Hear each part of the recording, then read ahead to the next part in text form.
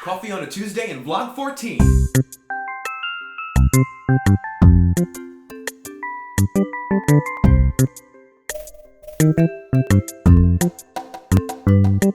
Crosswalk buttons. What the f do they work? Or what? So contrary to popular belief, people do walk in Los Angeles. I come across a crosswalk button almost every day. It usually goes like this. I hit the button, nothing happens. Then I hit it repeatedly, nothing happens. Then I hold it down as if to say, come on, please. Then something happens and I feel like this.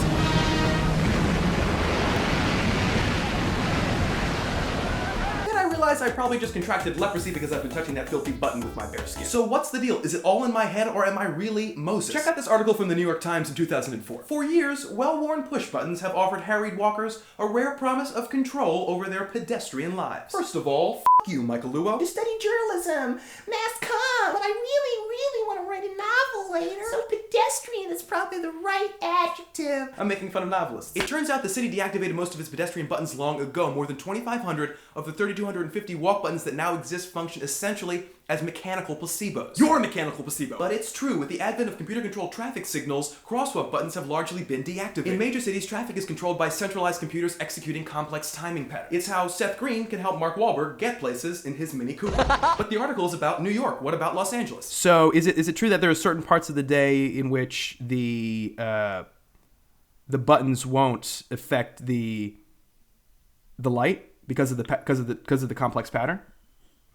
That I have not heard directly, but I could imagine that would be the case, where there might be certain parts of the day where it's going to turn green on its own timing, regardless of whether somebody hits the button or not, because, say if it's rush hour, they want to get the cars through. Sure. So placebos are everywhere, yet still we press. Why? Well, the short answer is humans love buttons. We've been conditioned all our lives to believe that buttons do things. Maybe you should just do it. No.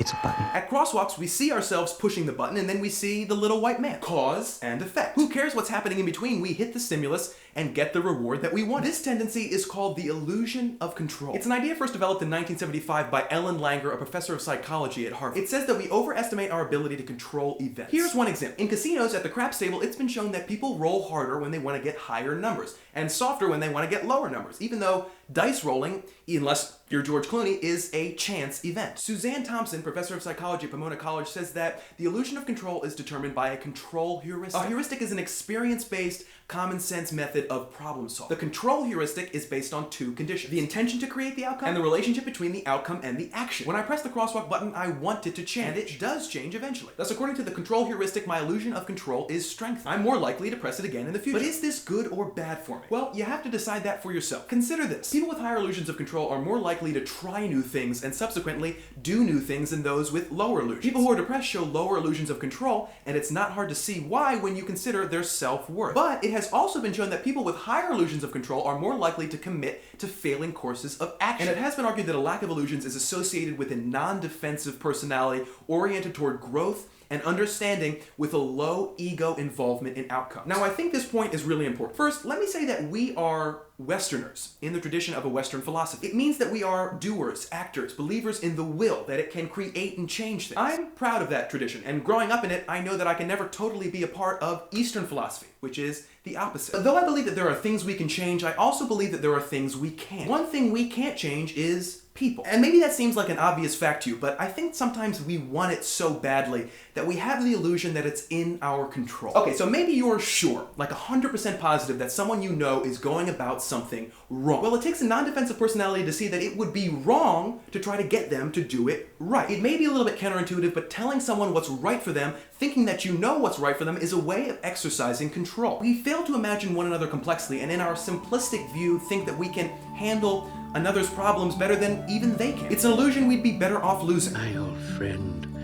the panda will never fulfill his destiny, nor you yours, until you let go of the illusion of control.